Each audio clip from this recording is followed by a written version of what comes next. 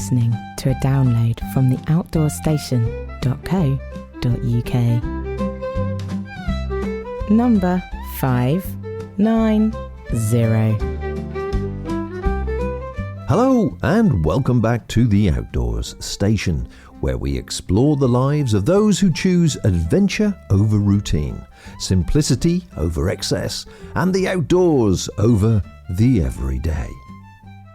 In part 2 of our conversation with YouTuber and long-distance hiker Ryan Archer, we pick up things after his unexpected canoe detour on the Hexatrek and start diving into the practical realities of walking 3,034 kilometers across France on a shoestring budget. If you're unfamiliar with the Hexatrek, it is a relatively new long-distance trail that links together 14 national parks, 47 GR trails, and some of France's most wild and remote mountain regions, stretching from the Vosges in the northeast to the Pyrenees in the south. It's a journey through nature, heritage, and heartland France. This episode is all about the nitty-gritty, the quirks of the French opening hours, adapting to rural culture, and how Ryan managed the whole trek with minimal expense. He's remarkably open and honest about the financial side of things. He's even broken down all of the costs on his YouTube channel, and of course, we've included those details too in the show notes. And if you're new to lightweight or the minimalist approach to backpacking, Ryan's got plenty of advice on what to leave behind, how to adapt when things don't go to plan, and why keeping things simple can make adventures far more enjoyable. So whether you're dreaming of hiking the Hexatrek yourself or just curious on how far a little determination and a lot of thrift can get you, settle in for this honest and inspiring conversation. Picking up what I have done from yourself and a few other people about the Hexatrek, it strikes me as, in fact, one of the characters, Guillaume, I think it is, who's helped put it together, or it's one of the team that's put it together. He's got a very funny series of YouTube videos he's done introducing the trek to people. But he's got a lovely way of explaining that it's France, it's not America. So, you know, you're there to enjoy the food, you're in there to enjoy the landscape, you're there to enjoy a whole variety of things. So it doesn't have to be sort of super pressurized that the PCT and the American trails have become known for in many respects. Yeah. So when you stop at a trailhead, as they were in the States, you're sort of rushing in to eat Pop-Tarts or horrible food like that, whereas you're in France, so you do what the French do. Talking of which, Resupply, the shops in France are notorious for closing, 12 o'clock on Saturday, closing Sunday and Monday as well. So if you time it wrong, you really are scuppered. You had a few instances like that, didn't you? Yeah. There's that was I learned that quite quick on the trail as well. There was one town I got into, I think on day 4 or 5, and just everything was closed. It completely caught me off guard. I think the worst place, there was a shop that I think opened at 10 a.m. Or 9 a.m. and closed at 11 a.m. and they didn't open again until 4 a.m. and then they're only open for another 2 hours, so 4 p.m. to 6 p.m. Sorry, so the shop was open for 4 hours in the day and just closed all of lunchtime. And yeah, you have to really try and plan if you can. It was really hard to find that information just on Apple Maps and looking ahead at the shops. A lot of the times are wrong. Sometimes I think the shops just shut if it's really hot or if it's really quiet. And yeah, so you got to be little bit careful with the shops and the resupply. I think I made one of my YouTube videos, I got into a town, there was just, the shop was closed. I missed it by about 30 minutes. There was a pizza place in the town. I had about €6 on me. The guy was so nice. He let me have a pizza for like half the price, like €6. So I had a whole pizza to eat. And I was like, right, okay, I've got some food for now. I eat this whole pizza. And I looked ahead on the trail. There was a shop that it was something like 12 kilometers. and I had about 3 hours to do it. So I just got my head down, got to the next shop, made it with about 30 minutes to spare, and did a resupply. So yeah, that's one thing that was catching me off guard. It was catching a lot of people off guard, and it's something that France does. They close their shops at lunchtime for long periods of time. So Yeah, life is for the living. Life is for the living. Associated with that, really, is the fact as you said, you were down to your last few euros. Is it a route that it's best to take lots of cash with you? Are ATMs available, and how did you generally find it? Most places took cash or took card, or was there a preference either way? yeah, so the reason I was low on cash, I started with about 150 euros of cash on me, and there was a lot of places I was getting to that just wasn't accepting card, and I think that was just a hangover from COVID. I think a lot of these shops just stopped taking, like, yeah, I'm not sure actually. I'm not sure why they weren't taking card. So I was using my cash quite a lot, and then I just made a note, right, next time I get to a town and get to an ATM, I'll take cash out. So I was just running low at that point. That's why I had €6 left. Found a town, found an ATM, got some more cash. One thing to know is you do need a fair bit of cash if you're going to use the mountain refuges up in the mountains. They're all cash only. So it's advisable to take a small chunk of cash with you. For the Pyrenees, I took about €200 out, just to make sure I had enough cash on me, because again, all those mountain refuges in the Pyrenees, none of them take card. So it's something that you definitely need to do, is take cash. Even though it was a couple of years ago, what sort of amount of money were the refugees charging if you wanted to either stay or have a meal, just to roughly, can you remember? Most of them are about €20 a night. Yeah, and they have meals that you can have there as well. Most of the mountain refuges allow you to pitch a tent outside. A lot of those pricings are about €5 to €6, something like that. So if you don't want to stay in the refuge, you can still pitch a tent and have a meal and enjoy the facilities of a mountain refuge for low cost. So I didn't stay in many mountain refuges. I just hiked past them a lot of the time.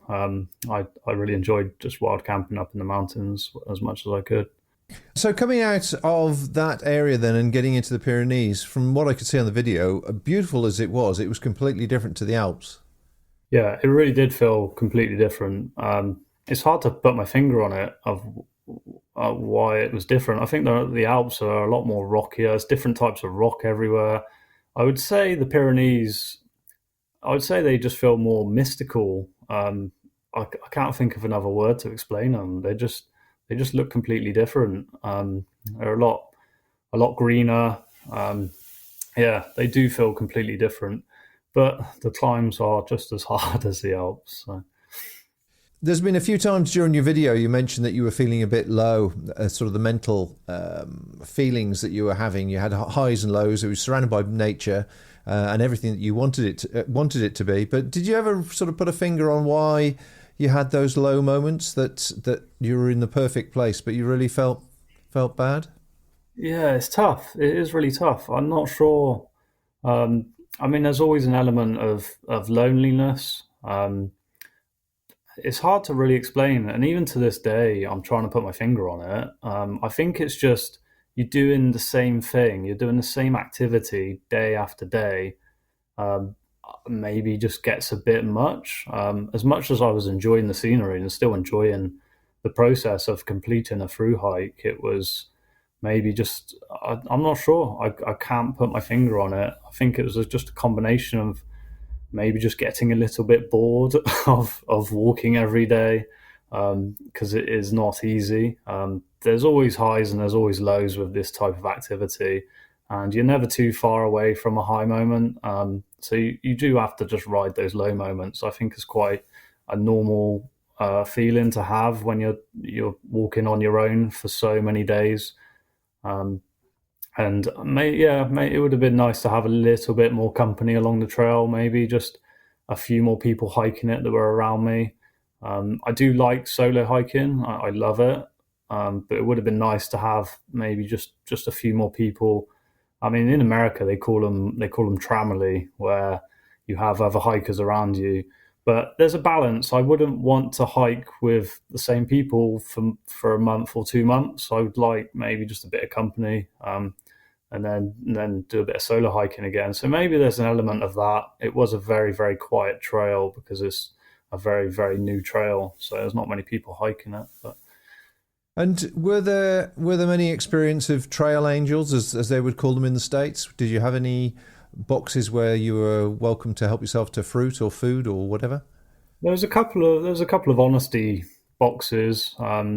It wasn't really to do with the Hexatrek. It was just on a hiking trail. On the Tour de Mont Blanc, actually, there was a couple of honesty bits. Yeah, I didn't experience much with Trail Family, or like Trail Angels. Sorry. I think as the hike becomes more popular, there will be more of that kind of thing. But because the hike is through the Alps and the Pyrenees, there's not much opportunity for Trail Angels, I would say. Yeah, so there was this one time on the trail. These people were so nice. It was late in the evening, and I was just looking down at my Hexatrek app, trying to figure out which way the trail was going. And there was these people having a bit of a get together in a garden. It was the middle of nowhere in the mountains, and there was just this little house. And they called me over to sort of ask me what I was doing. Are you lost? And I showed them the Hexatrek app, and I was like, I'm trying to follow this Hexatrek. And they were like, oh, it's that way. They pointed me in the right direction, but they said, oh, do you want a beer? I was like, okay, I'll have a beer. It's getting quite late. I was trying to think of somewhere where to wild camp, and one beer turned into 2 beers, turned into another beer. They ended up putting a pizza in the oven, and we were just chatting. And it got quite late. A bottle of whiskey turned up out of nowhere. Yeah, and I just mentioned, is it okay if I put my tent in the garden, just because I'm not leaving now, it's dark, and they were more than happy to say yes.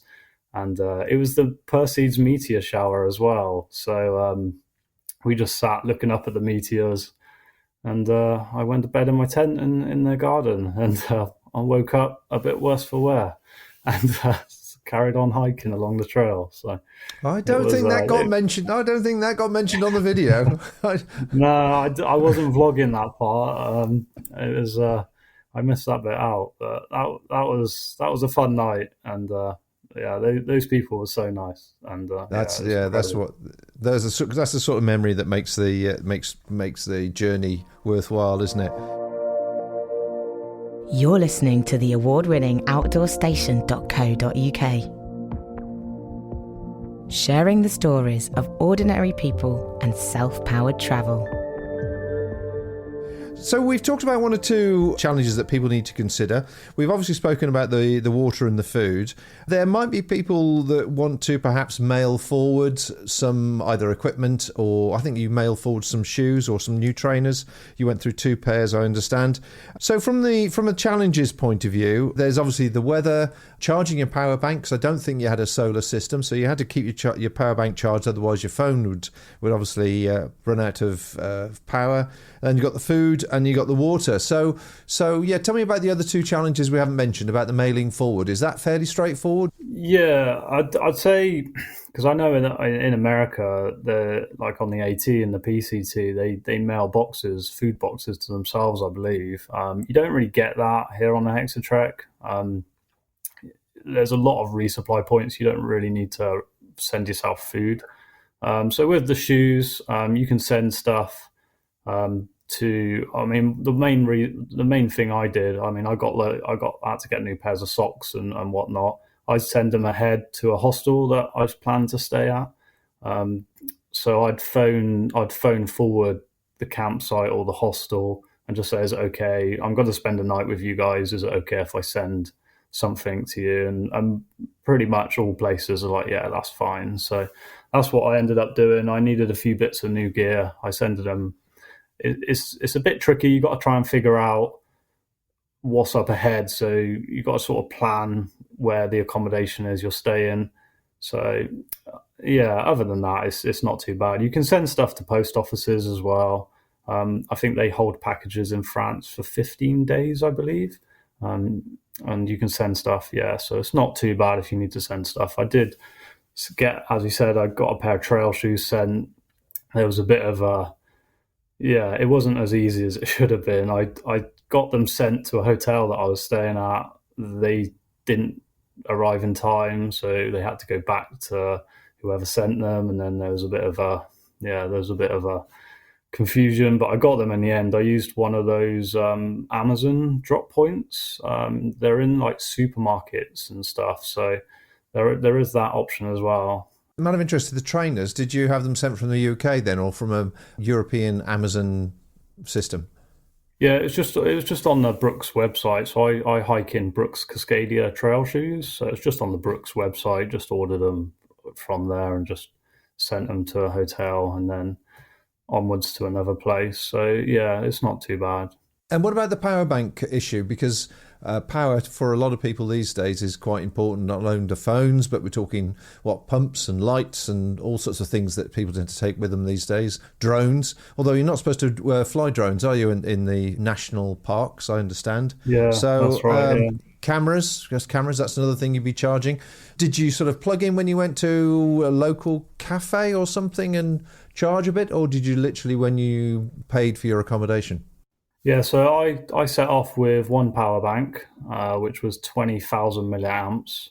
That can charge my phone up about 8 times. It lasts about 5 to 6 days of power just with this one power bank. And I did set off with a solar panel as well.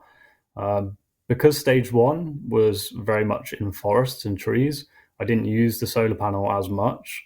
And it did break at the end of stage one. So I had to get rid of that. So I just had the one power bank.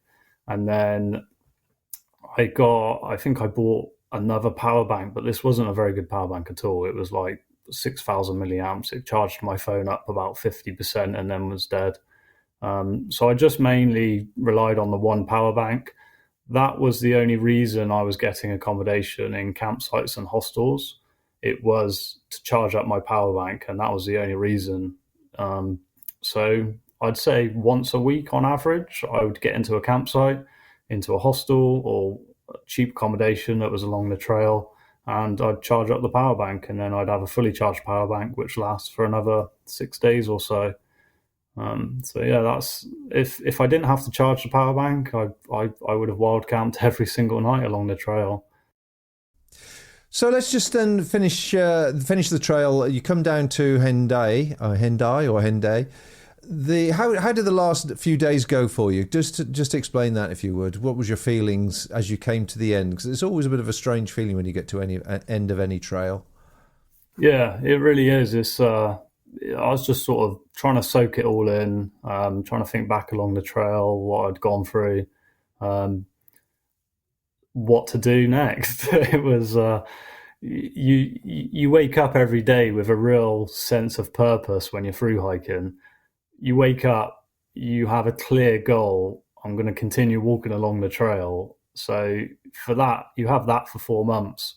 When you finish a trail, that disappears. So it's not easy. It's sort of your sense of purpose almost just disappears of what you're doing. So yeah, it was a bit of an emotional day. I remember that last day very well. I vlogged that last day as well, which you've probably seen on my channel. And yeah, I just walked in and got to the Atlantic Ocean, and there was a couple of other Hexatrekkers that were in Hendaye as well, and they just finished. Which was nice, and we had a drink, shared some stories of the trail, and then we went our separate ways. So I basically just got straight on a train, and I was back in the UK the next day. So good grief! Yeah. So yeah, it's a bit of sort of anticlimax, really. There's no big celebrations. It was, yeah. And actually, just talking about getting on the train, if you want to depart from there and get back to the UK, you find getting a ticket and all the rest of it fairly simple process. It's not like the UK where you have to book so many days in advance to get the cheap ticket and this sort of thing. Yeah, it was. I just use the train. I was using the Trainline app, which you can use that. Works in Europe as well. So I booked my train. Ticket machines are fairly simple. They just have different languages on them, so you can just hit English, and they're pretty straightforward. Yeah, it's nothing too difficult to work out about the trains and whatnot. How would you describe it compared to some of the other trails you've done then? Did you enjoy it? Would you recommend it to people? How do you tell people about the trail generally in your experience? Yeah, it is an incredible hike. I'd say it's probably one of the world's most beautiful hikes. I'd highly recommend it to anyone that loves through hiking. Um, I think I would say that if anyone did want to do this trail, I wouldn't say it's a trail that you do if you've never through hiked before.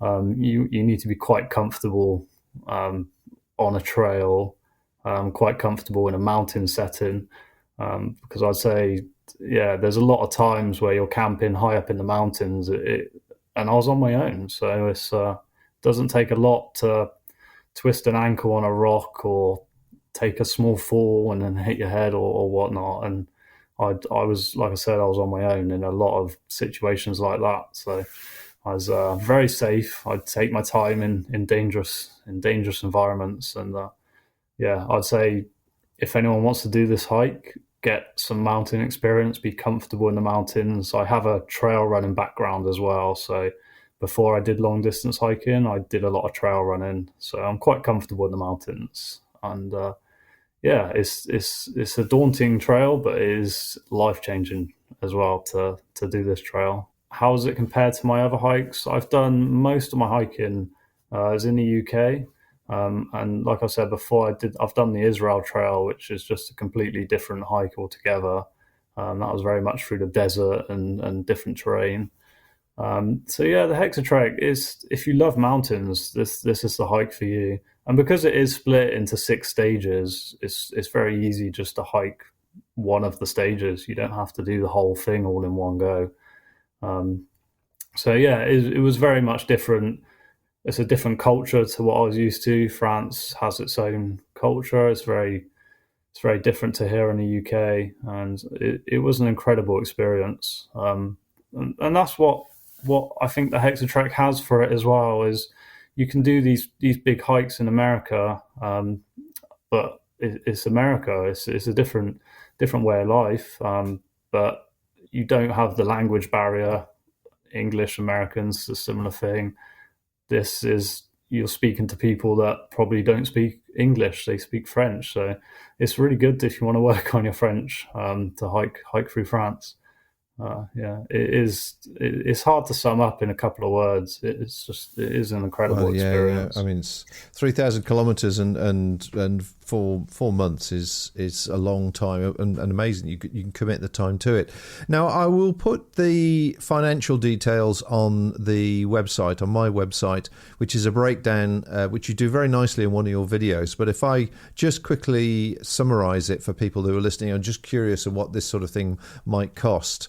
The total price that you've got for everything, and when I say everything, that's including the visa, the insurance, accommodation, supermarket shops, extra snacks, extra gear that you bought, not including the other gear that obviously you were using when you started the trail, the travel to and from it, various miscellaneous, and even the mobile phone. You've detailed it and broken it right down, but the total amount was just over £3,000, which worked out at £26 a day, which, considering what you've done, I think was pretty good value for money. And there's not many ways you could have actually made that any less.